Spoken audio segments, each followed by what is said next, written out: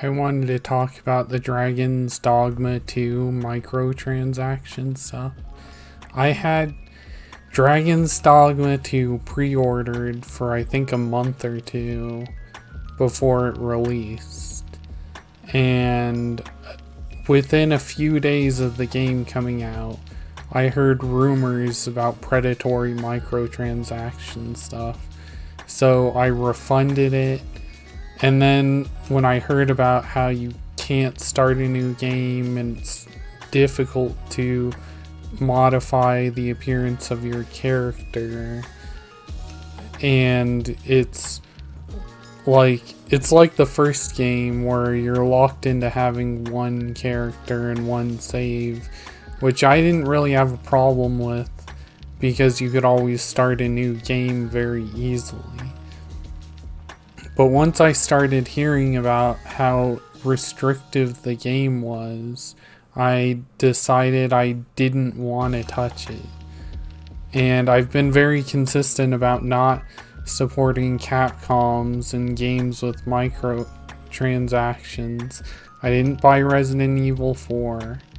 I think people were listing Monster Hunter as some of the games with microtransactions.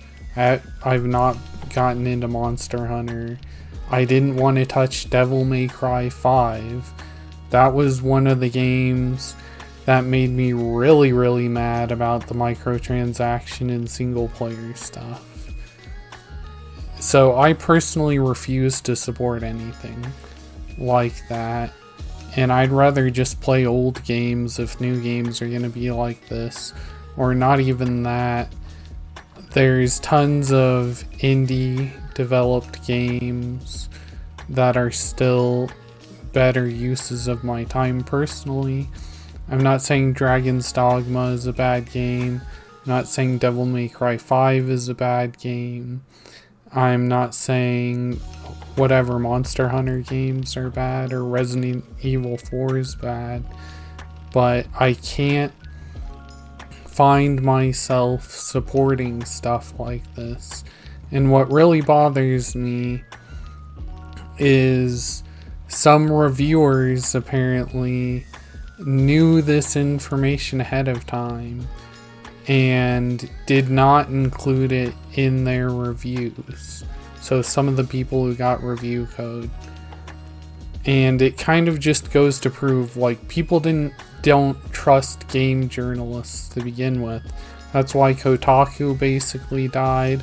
That's why IGN's having certain problems. You know, it's because no one trusts the opinions of these people when they have web pages with full page ads, like covering everything covering the web page practically for whatever game they're reviewing. So they often show a conflict of interest. What we know ends up being a conflict of interest for a lot of YouTubers and video game reviews is they'll get flown out somewhere, or they'll get early review code or something to play a game from big companies. So they're more hesitant to be critical to the products of these major companies because they think it'll make it less likely for them to ever get review code. Someone who talked about this before, and he wasn't trying to make a big deal about this, but there's a guy who he does like Bethesda related reviews, and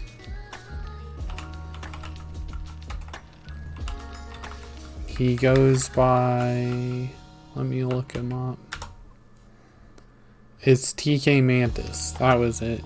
So TK Mantis kind of talked about how, like, Bethesda's never warmed up to him, even though he's actually been kind of supportive of a lot of things relating to Fallout and sort of Bethesda products and stuff, and he's had almost an adversarial relationship with them. He's complained about that before. And his feelings kind of boiled over when he was doing Starfield stuff, and he was kind of getting snubbed a bit by Bethesda. And my point is, I'm not saying any of that, like, there's a good or bad person on that. I'm not trying to frame it as there's good guys and bad guys. It's that there's a relationship between certain reviewers and companies that present a degree of bias where it discredits the reviewer.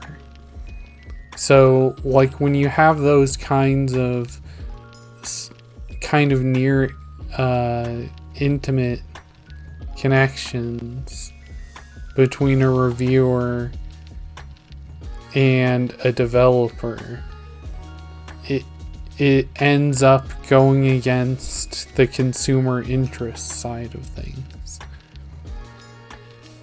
So that's why YouTubers used to be more credible than game journalists, because these major companies never wanted to touch YouTubers.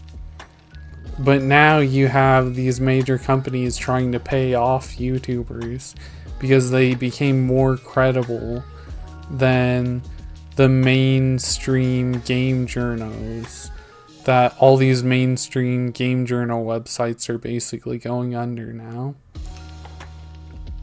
So we're kind of just repeating history.